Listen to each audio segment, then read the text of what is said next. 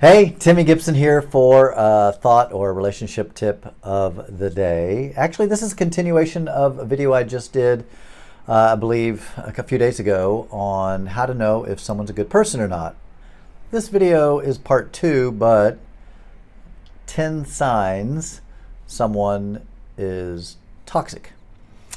And I'll be reading from a list that I have, so if I glance down, that's what I'm doing. 10 things that are 10 signs the person is or potentially is toxic. All right, number 1, moody. You never can tell, you're always walking on eggshells around them. It's like you come home from work, this chair is just keeps. Oh my gosh, that's ridiculous. Stop sinking on me. It literally is just as I'm talking. Do you see this? Look at this. It's just going down, down, down. Why is it doing that? That is ridiculous. It's like that Y-Files podcast where he gets in it. It's like, anyway, it's just part of it today, I guess. Anyway, moody, number 1. Come on, I don't even know if I need to give any kind of examples of what moody is. We all know what moody is. Moody people suck to be around. Come on. Can I hear an amen, somebody? I mean, you just never know what kind of mood they're going to be in. Moodiness is such a toxic trait. Now, granted, we've all had a moment of moodiness. You know what I'm saying? Like, it's not... So let me just say this. The 10 things I'm going to list, we've all probably done one or all of these at some point in our lives. But these are signs where, how do I put this? I say you can drive through the town of Negativeville, just don't buy property and build a home there, right? That's kind of how this is in my mind. This is just my little opinion here. But this is how I look at it. Obviously, all of us have been moody at some point, and all the other things I'm going to mention, we've all had these experiences. It's when we live there, right? It's one thing to be in a mood. It's another thing to be moody. Totally different. You know the difference. I think we all know the difference. All right, excessively angry. Excessive anger. We all get angry at times, but if we're constantly just angry, that's a toxic trait. Chronic sarcasm. A little sarcasm can be okay, but if it's chronic sarcasm, chronic meaning like continuously, all the time, sarcastic or sarcastic a lot, that's super toxic. Bitterness, someone that's just bitter. They went through a bad breakup and they're still bitter about it. They still have angst about it. They still have... Bitterness is one of those things, you can't be around someone very long and if they're bitter and not see it. It's in their words. It's on their tongue. It's like I was around someone just the other day and, they can seem fine, but all of a sudden they'll start talking about like their ex and it's all of a sudden the bitterness, man. It's just there. It's like, it's just there. They can't resist. And I'm telling you, bitterness is a nasty, nasty, nasty thing. I'm sure you've seen that. If you haven't, I highly recommend you see the movie Spider-Man, the one where the black suit, I forget the name. It's Spider-Man, but it's where that black stuff gets on him and it turns his red and blue Spider-Man outfit into a black Spider-Man, I guess like Venom or whatever. But anyway, that's bitterness. That's bitterness. A little bit of bitterness, man. It's like an iceberg. A little bit of bitterness on the tongue means there's a lot of bitterness down in the heart. Controlling. If someone's super controlling, if they have a controlling nature, you know what that is. You know what it's like to be controlled when someone's trying to control what you wear, all the stuff. They can try to control in every way. That's controlling. Okay, you don't want to be in a relationship with someone that's controlling. excessively insecure. Someone that's constantly needing praise and accolades, or they're down. It's like if you don't stroke their ego all the time, they find themselves in the dump. You don't want to be with someone like that. Someone that's hypercritical, always critical, just critical. You don't want that, man. When someone's just always critical of you, putting you down all the time, even if it's just small little criticisms. I've talked about this, actually, I think with my wife, we did a video talking just a little bit about criticism. Clearly, it's one thing if you give someone constructive feedback. That's different. That's in a loving spirit of trying to help someone. But when you're just critical, that's not something to help. You're just nipping away at somebody. Not good. These are things, again, these are 10 things to look for when you're out in the dating world. Dating around. This is something that's really, really important to be looking out for, because what's a little deal that you notice when you're dating, if you take it to the next level and get serious with this person, it's going to be off the charts insane. What's a little bit when you're dating is a big deal when you're married. All right, a manipulator. You don't want to be with a manipulator. You know what manipulation is. Look it up. There's other videos out on manipulation, I'm sure.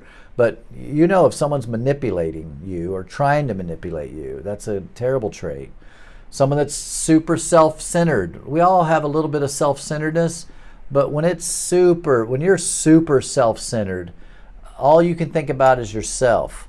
And it's really hard to think about other people. If you're with someone like that, or if you've dated someone like that, I would jump ship. You don't want to be with someone that's self-centered. The world revolves around them. Being with someone, this is number 10 signs someone's toxic. If in every argument or in every situation, somehow it all comes back to you being in the wrong. Have you ever been in a relationship with someone like that? Where it's like, if they did something to you and you talk to them about it, somehow it turns around that you're too sensitive and something's wrong with you. But if they have a problem with you, it actually is really you. It's like, and this gets into the narcissistic traits too. Clearly, if someone's possessing a lot of this, they could be just narcissistic. But I'm one of those few people that doesn't like to call everybody and anybody narcissistic. I think that there are certain levels of narcissism that people might, actually everybody has some trait of narcissism, because it's just the way life is. Every human, if you went down the list of narcissistic traits, everybody has at least one of those in their way.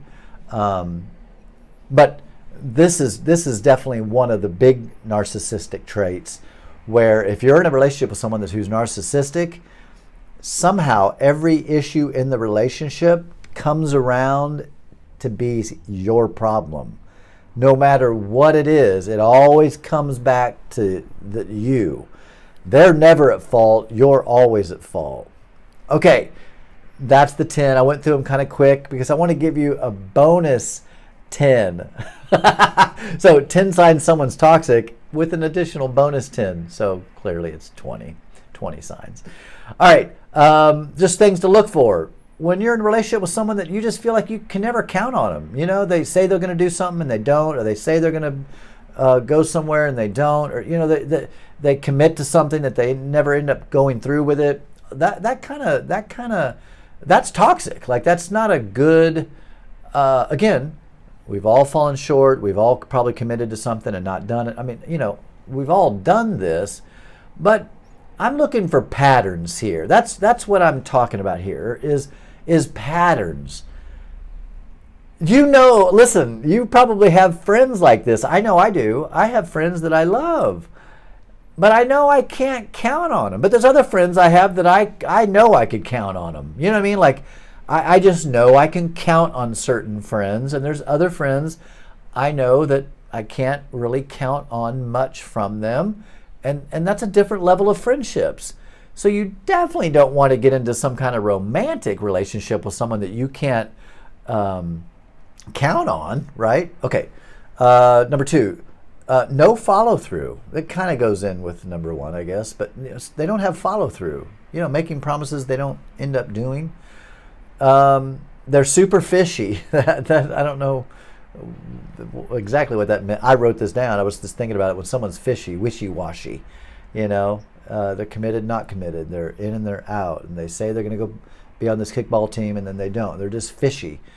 And so that's not a good sign. Number four, someone that's super drama, man. They just always, it's like they're always in drama with their friends, drama with their work, drama with their family, it's like always drama. I always qualify this. I keep saying this because I just feel like it's important. I don't want anybody mishearing what I'm saying here. We all have moments of drama. I don't know if you can be a human without some kind of drama in life from time to time. But if the drama is coming from within this person all the time, in other words, as you're listening to them talk, you're thinking to myself, you're making this into an issue that's really not an issue. That's someone that they like drama. All right, number five, if someone's lying to other people, like if I can't come over, I'm feeling sick, and they're not sick. Like, that's not good. That's definitely a huge red flag. Because someone that lies to others, you can be sure they're lying to you, and you're a fool to think that they're not. Well, they tell me the truth, just they lie to other people. No. If they're lying to other people, most certainly they're lying to you. Overly touchy, I almost liken this to the moodiness, where they're so touchy, like the littlest things can set them off. You can say something that actually your intent and even what you said really wasn't anything, but they're super touchy about it and they get all in a tizzy. That's a red flag for sure. If they talk down to you, someone that talks down to you or down to other people, that's a red flag. Clearly if someone's name calling, if they're calling you names, that to me is like an automatic no. Like, when I was single and dating around, I never dated anybody like this, but if I had gone out with someone and they one time name called me for something stupid, I would have left them at the restaurant and said, just Uber yourself home, because we ain't doing that. Okay? Listen, we all deserve better than that. No name calling. And if you're a name caller, stop being a moron. Stop name calling. Don't be an a-hole.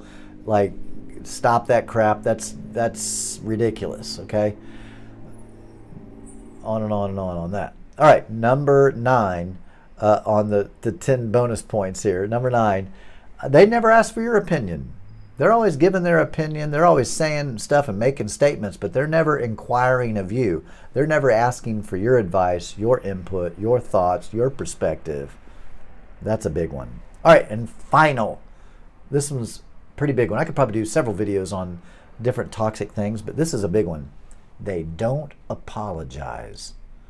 Now, they may say, I'm sorry, I'm sorry that it hurt you, or I'm sorry that you took it that way. Well, that's not a freaking apology.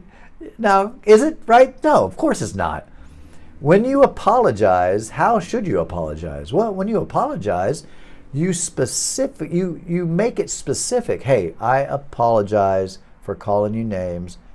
And then some justification I get, right? Because we've all had to apologize. If you're like, well, I've never had to apologize, well, you're the biggest moron of all. If you've never had to apologize, you're the most effed up person in the world, because you're not self-aware. So noticing that you need to apologize is one thing. Actually apologizing then is the next level. But sometimes people are so quick, like my nose is leaking. They're so quick to apologize. And you can tell it's not sincere. They're just trying to get out of the argument or trying to get out of the situation. But a true apology is recognizing, hey, you know what? I said that and I'm sorry. I apologize for that. Then in some cases, it would be okay to share the reasons behind it. I'm just super hungry. That's no excuse. I'm just telling you. I skipped lunch today. I'm a little agitated, a little hangry. And so that caused me to be a little short. Again, no excuse for that. I'm sorry. I will not let that happen again. Or any time for anything that I can't tell you the number of times I've been in sessions with a couple, and it's as clear as bell when he was wrong or she was wrong or whoever was wrong, that they owe their partner an apology. And sometimes, man, it's like pulling teeth to get people to apologize. That's shocking that someone would find that so hard to do when, if you love someone or if you like someone even, which I think all of us should like all of humanity, frankly. But if you're kind of dating someone or you're seeing someone, or especially if you have a partner or a spouse and something happens and they get super hurt, yeah, of course, you might not understand why they're hurt. You might understand, it might not make sense to you, because that's how we are as humans, right? We typically only see things clearly through our own perspective. So that's the dynamic of relationships, is you're really trying to get into someone else's mind and perspective and view and try to be sympathetic and understanding, right? It's weird. We always think that what we think is the most brilliant things ever, and of course, like what I did was the best thing to do, right? And again, not everybody thinks that way, but a lot of us do, where we kind of just think that, our ways are there's actually an old ancient text that says every man is right in his own sight. In our own minds, we think, well, I didn't do anything wrong.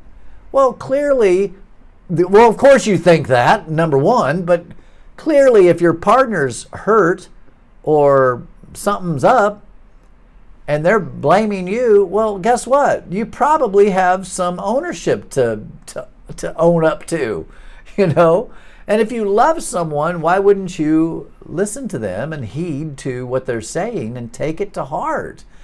And, I need to do a whole video on forgiveness, I think, probably. Because I can tell, I could rant and rave about forgiveness forever. Because I think it's actually a very critical piece to a relationship, because you're not always going to get things right, and you're going to have to be able to mend whatever was broken with your partner. And often that is recognizing when you are a buffoon and you need to apologize and make it sincere, make it genuine, and really reflect on that so you don't do it again. All right, peace, everybody.